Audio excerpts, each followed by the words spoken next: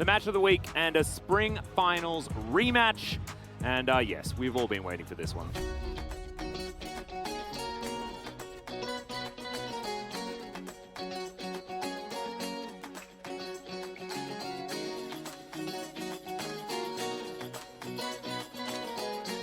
Well, Swain is going to be the answer here, and Faker has already dominated an Azir on this Swain pick. We'll see how the rest of the draft is going to shape up around the Swain.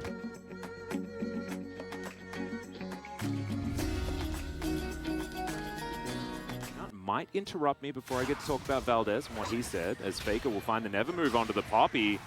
Peanut, just back away, my friend.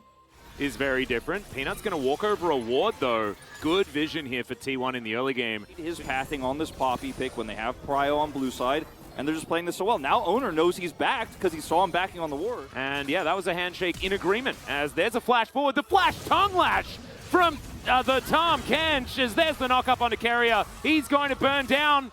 And he's not going to get bailed out from this one. Ruler wanted to pick up the kill, but he's going to go over to T1 here. Will Guma actually get punished for being greedy here? Yeah, that's the vision of Empire to come through as well, just to try and deter them. But Gumayushi, with so many of these chakrams, is able to 1v2 away. The never move doesn't connect, but it is Faker. Toby has Prio, excuse me, in mid, and is going to come over here with Emperor's Divide. You've got to be careful, T1. Yeah. Okay, going to interrupt that one. Great handshake. That guarantees the Drake here. Carrier, if they want to actually win fights, Moonlight Vigil's going to come down. That should be able to stun up Ruler, but the Flame Trump is in great position. Another ulti comes out as now Owner is going to get caught. The Steadfast Presence comes in. He does have Cyclone, but unfortunately, the Alcove Gaming's not working out. And in goes Chovy, manages to pick up Carrier as well, and he will go down. Peanut wants to stop this Rift Herald, and oh my goodness, the heroic charge will deny. Minions, Peanut's coming for another pass. He's got flash up. You've got to get out of here. Yeah, we've seen this one before. The Abyssal Dive comes through as whiffing it or using it. It does mean that he gets to come over and do exactly this. Yeah, it's a fantastic point you raised. Chomper placement forces a flash here out of Carrier, but they're so far deep here that the Rift Herald gets knocked back. Now Owner is isolated. And look at how far down Chovy is. Faker gave up on the rotation. He backed, right? He's looking to get full health and get that teleport back, but he's still in animation on that rotation of his unsealed spell, but you can see it there on the bottom of your screen. So Faker can't be here on that perfect season tear, 18-0. Yeah. The siege is incredible. Carrier has to ult defensively here to try to turn this around, but there's a Sundisk turret here. Peanut really didn't want to flash there. Still hasn't picked up his world title yet, but this turret is not long for this world. Cannon Barrage committed here defensively. It doesn't save the turret. Zeus is looking for the flank here. Yeah, there's the flash hostile takeover, but Peanut just runs really fast. Ruler does have flash, as now Chovy looking for Faker. Emperor's Divide is going to get rid of the demonically ascended Swain. And now Chovy's running for the hills because there is an angry pirate moving up towards the pigeon, but Peanut is there. Vision of Empire going to spot Chovy. He's got Narbar, and T1 don't have vision, so he can hold this choke. Yeah, and Flame Trumpers are also pretty dang good at that, as there's the flash Gnar from Doran just buying space. They pick up the Infernal Soul, and he's going to get handshake back. So that's a dead Gnar. First kill goes over to T1. And now Gen G are just trying to get out of there. Chovy, oh my god, the Sand Soldier damage is pretty nutty. Take it. And then Chovy's going to deny anyone doing anything, because look at this burst damage. It's insane. Shadow Flame getting so much value here as Gen G will just take this Baron. This Gatekeeper Azir. Yeah. He sets up the Sand Soldiers in front of the Baron and says, you're not allowed to come in here. And now he's looking for Gumayushi. Like, what is this Conquering Sands damage? That's fantastic. Let's see whether Doran can win this 1v1 as well, as Never Move is going to go slightly wide. Doran chasing after Faker. He would have liked to stay in mini form, I think, as he would have been able to keep chasing. But now T1 have found the Gnar yet again. And I think he's just definitely dead this time. Faker kiting really beautifully here. And does have the stopwatch, and mistimed Gnar. This is a win for Gen G, though. Goes wide. Gen G's getting an inhibitor. They're like, yeah, cool, broke your stopwatch, you killed an Gnar. I don't care at all, even slightly. I've got a prop. Is that why you pick Gnar, Wolf? You pick Gnar so we can just be bait all game? Is that the plan? I mean, that's how Doran's playing it here, and it's working out. He's made 2 great sacrifices now to get Gen G the lead further. My god, that crit onto Owner was obscene. And they, so it is Gnar for, okay, Ruler's getting excited. Zayas gonna have to run. Ruler now taking a lot of damage, though Moonlight Vigil goes wide because the Devour was there from Lehends. Faker now trying to frontline. Ruler's going to have to flash to get out of the cannon barrage. But Carrier is chasing him down with a hostile takeover. It just barely is out of range as Gen G are going to be bullied out as somehow Azir kills Guma. I'm not sure how Chovy did that, but he did it. He has so much damage, and he's still inside the base. Faker goes golden, but the bailout is not going to be there for Carrier, and eventually the Swain will die, and Zeus finds himself outside of his base. These Sand Soldiers, the amount of damage that Chovy has done, he just stood his ground. If Zeus could have bought time for a Cyclone, there's a chance here. He's level 16, but it's just going to be so difficult. Owner Cyclone coming up soon. Yeah, and Peanut is fighting against Zeus here, and it's once again just buy time so that we can take down these Nexus turrets. There's that Cyclone that you were talking about, but Owner is just immediately destroyed. Chovy's damage is just way too high this game, Wolf. It's just insane. Nexus is going to go down, and Gen G will take game one against T1.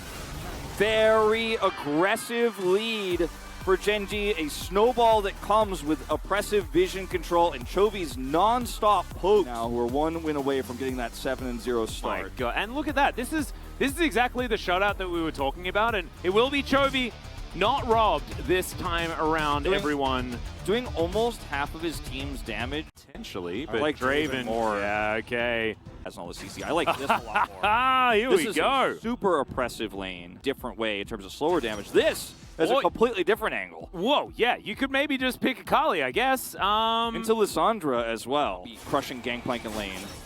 Well, there's Carrier looking for Lehans here. Decent little handshake, but Owner's going to come on through. That's first blood for T1. This is precisely what they needed. Basically, only Carrier is our consistent pike here in the LCK to have these maximum range skewers. Flashes to try to get the double stun there onto Ruler as well is unsuccessful, but they still get his flash regardless a moment later when they commit further, as you'll see here. Point blank range, walks through the minion there with the control wards that are around the bottom side of the map for him. Yeah, well, Lehans is going to be bone skewered back. And there's the flash forward from Gumayushi. He really wants this as the arrow is going to connect, but Lehans not going to be able to bail himself out. The kill does go over to Carrier. Scaling aspects too. It's not just a better scaling Gen G comp. Well, there's another bone skewer as Cannon Barrage comes down. Doran's trying to keep himself alive. Ulti goes wide there, and Doran is going to live. For now. Yep, for now. As, okay, barrel comes through. Doran red. A skull into the turret. She isn't charging just yet as the arrow will connect here onto the pike. And immediately they just pick up the kill. And again, the Rift Herald will be denied. Absolutely brilliant play. And they set this up for a long time. Yeah, Chovy picks up his first kill. Yeah, Peanut wrapping around looking for Zeus here as Doran's just fighting him. Peanut will get in here as Zeus looks like he should be able to make it out. However, oh man, this is so well baited from T1. Yeah, Mega Gnar comes in from Zeus as well as he doesn't quite find the boulder toss. The Gnar is going to connect though, and there is to Faker, unfortunately. This was going to see this play once again. Set play between Wukong, Renata, and Ashe. One for the hit there onto Pike. 나이스 지렸다. Nice. Got him. 나 뭐냐? 박재혁 지렸다. I don't know whose name that is actually. Was that Prey's name? I hope it was Prey's name. I don't know, actually. Could be. GSM will tell us for sure. Prey is the guy. So, unless he was just saying Ruler's name, which is fine too. This was just a really... Well, Doran going to have to get on those happy feet yet again, and he does so very nicely. Peanut's going to get that flash over. Another arrow connects, and it's just magnetic to this pike today. Zeus will be able to make his way out, but there's another control ward. Another arrow. Totally okay. But you can see he can't make any play here, and the blue buff is just going to be ripped away. Well, Doran almost has ulti. There's Trial by Fire. Parlay comes in. Cannon Barrage goes down, and Zeus will answer the attempted solo kill from... It's like we're watching game one flipped. Well, another bone skewer going to connect here as Ruler has to flash. Frozen Tomb comes in, and Gumayushi picks it up with the Whirling Death. Onto Faker. And they turn this into something. There's a Peanut nearby. The stun definitely does last a long time as Carrier has found him. The point-blank bone skewer is going to come through there as the stun doesn't land. And now Lehans is just going to get obliterated. So much damage, has to flash to get himself out of the way. Volley comes through just to try and slow them down. Peanut, can you get out of here? He gets Nard back. He'll have another Cyclone, but I don't think it's going to save him. His flash is now on cooldown, and he is way on the wrong side of this. It was a half commitment, but it's just so difficult to pull that off against Lissandra of all champions. You know, she's just going to get out no matter what. This is So yeah, speaking of previous play here, Keria is so far forward here and is just fishing for Ruler because look at the wave state. Ruler has to be this far up if he wants to actually successfully get these minions. And Keria's not alone. He knows Zayas can come over. And Lehens just gets two-shot basically. It barely survives. And then Genji have the audacity to try to turn here with this Wukong against the full Narbar.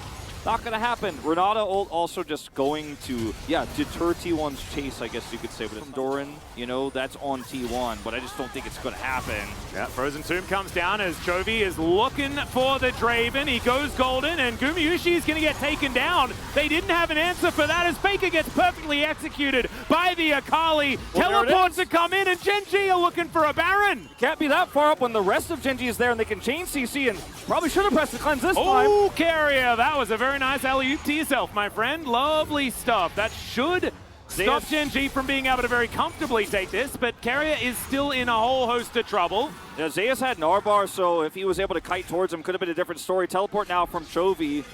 Yeah, this is another one. He picks up his Zhonya's Hourglass as well. As it's a Viego and an R. I mean, it's still going to be a potential 50-50 if Ona can get himself in here. Doran is trying to play bodyguard as there's the Whirling Death. Does a whole lot of work here as Ruler's going to have to flash away. Zayas now taking a bunch of damage. Oma getting... Oh my god, Faker! He just gets in the backline and smites it away. Chovy now trying to punish him, but... I don't think it's going to be enough as T1 picking up the Baron is huge in this moment. Gumayushi now wanting to flash on over and look for Chovy, who once again goes golden. But trying to get out is he now, as good handshake there from Lehens. He still has flash available. For Gumayushi, he wasn't up in time to be in the fight physically, but he was there. As we're going to watch the end of this one more time. The real problem here, we're going back to the very beginning. In fact, I saw that the Draven was here and I was like, wait, where are we? But this is the early part of this where he's picked because he's so far forward and Chovy actually has an amazing play here. But in this take, they have Faker obviously looking for the flank. Look at the ultimate, you can see it from the base. Faker teleports in the last possible second here. Whirling Dervish hits, Peanut super low here, then the Gnar follow-up, and then Faker over the wall. Ruler's looking for the arrow here on the Zayas. But bam! Fighting it away. 480. No, this is so necessary because otherwise Genji win this fight and get so much extra gold. Well, speaking of fights, there's another one that's happening here. Stand aside comes through, Whirling Death, massive damage as, oh my goodness, Doran not going to be surviving now, but does get bailed out for a moment. Peanut is going to try and go golden, but it does not work. Cannon Barrage looks like it's working for T1. Instead, as Chovy's just going to get absolutely eliminated, and that was a wipe of Genji. T1 will now march down the mid lane and look to bring us to that game 3 that we all deserve. We all deserve it, Atlas, and we're gonna get it as heroics from T1, from Gumayushi and Faker, turn that Baron fight, that take that looked so free for Genji. It was not, and also the Gnar from Zayas that comes in on top of it all. Otherwise, T1 lose too much gold there, lose the Baron, and the game completely turns on its head, but it does not. Faker shuts the door with that smite, and we are going to that game 3. A team effort here across the board, but the bottom duo investment we saw for Guma on the Draven, Keria's Pike, this pays off so much. It's cashed out at 1,100 gold, and this Draven is just uncontainable. I mean, that's what we've come to expect, and we know and love them for. Yeah, and very similar to game 1 also. Then it's over. Keria is going to pick up the POG. He would have been my vote, 450%. Very split vote here, actually. Guma getting 3, and the Faker votes as well, tying here. To play around, as it will be the Yuumi, it looks like here. I mean, there were 3 great options, right? The Renata pick that was most common and is very strong into dive, but guess what? Genji's not really running at you ever. Working out very effectively as Peanut is looking for this. Body slam. Ooh, flash. Not quite in range, but that stun will land. And the barrel's going to slow down Zayas. His flash is on cooldown, and that means he's dead. Peanut going to pick up that kill, and Genji off to a great start. Look at this gank one more time from Peanut's perspective. Yeah, from Peanut's perspective. Gets the speed up. 가자. I'm gonna go. Let's do 해야 돼. Looking for the, waiting for the flash for the stun. 안 써도 맞을 듯? 잡은 거 같은데? I think we got him. 잡았다. Got him. 야, 개꿀. 좋았다 Basically 현준아. sick. First few levels, Ezreal Yuumi can put some pressure on, but it really fades quite quickly as Faker's coming over here without 6. Yeah, Valkyrie comes on through. Peanut is going to be able to secure the Drake as Owner is only level 4, so no kickback's going to be happening here as Chovy doesn't want to use his flash to get out of here, but he's going to have to. Snare is going to connect, and Owner is going to go the wrong direction, so Corki will survive. Chovy. Yeah, Owner's going to make his way in. There's the claw as Chovy doesn't have cleanse. Faker's going to find it, and yeah, this is a really dead Corki. Nothing he can do about this without flash or cleanse. Owner doesn't even have to kick. Yeah. And he has both summoners this time, Chovy. Yeah, Faker's just going to move on forward one more time. It is Peanut that's the target, but the Heartbreaker has been buffered. And that means that they're not going to be able to find it. Gumayusi going to get knocked up here as Lahen's going to flash after him. There's the Devour after the Tongue Lash, delivered into the snare, and it's all too easy here for the Gen G bottom lane. Now you have a lot of power here. You could push these. And how it didn't kill minions or anything, but actually it was valuable because it was able to deter T1. So even though it didn't do the big boom, that's a party cask. And Flash coming back online. Yeah, and Owner is going to steal away that Rift Scholar. That was beautifully done. He might pay for it though as Faker decides that he wants to take matters into his own hands. The kick is going to be there potentially, but Peanut is going to be devoured. The Tahm Kench is taken down. Heartbreaker to get over the wall. The flash comes out as Owner was soaring after him, and it's just not going to be enough. T1 answer with a beautiful skirmish in the river. That control ward there in the brush. When T1 want to be getting these advantages as well as we check out how this play went. I'm going to use Lahens to get in here, then Safeguard out after stealing that away. And then the Yuumi ult comes through with Faker. It's just so brilliantly played. I mean, it's just that simple here is Gen G didn't realize how many members were grouped up in this area, and the control ward allowed them to collapse in so easily. And Faker just keeps making these long-range engage plays. He's going to be in position to do so yet again. Stun goes wide, and now T1, they're moving on in. Peanut's going to have to Heartbreaker away, and he is going to do so. Final chapter connects onto only the Tahm Kench as Peanut.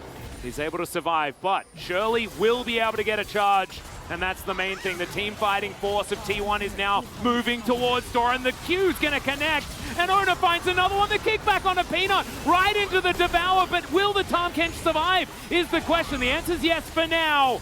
But man, T1 are coming alive here in this mid-game. Gen G are making some really unusual calls here. It obliterates their composition. It nullifies it completely.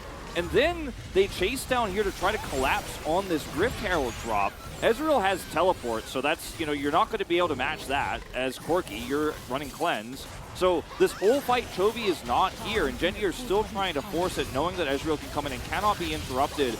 So two very greedy calls that end up getting punished here. At least they're able to stop this Rift Herald from getting an additional charge. But T1 just has so much control. They are being decisive, whereas Gen G are very slow. And though Gen G is the question, as they have, wards all around it, but they don't actually have any. As finally, they will get note of what's going on here. Teleport to come in on the north side as Doran gonna belly bop his way forward. Gumayusi outside of the pit. It is going to be secured there by Owner, but can they find the team fate? Faker gets out with the claw. Peanut cannot find anything, and Gen G are left with empty hands. Now, if one more LPL caster tells me that was a bad Baron flip call from T1, I'm gonna lose it because look, they had control ward vision on both sides of the I'm calling Lyric up to this.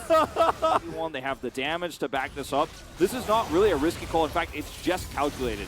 As Doran, look at him on the angle here, looks for the bop onto Gumayusi, knocks him forward, but the fight doesn't really need to happen here for T1.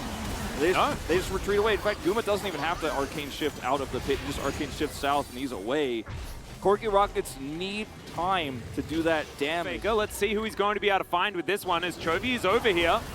There is a big boop into the wall as Faker is just going to claw his way out. He's like, well, I tried. It's just so perfectly timed. Oh, yeah, Peanut just going to get completely altered to oblivion. He does get devoured, but that is a very long way away from this Drake. So you know what? I think we have enough time here. Doran is not here, but he has teleport and ult.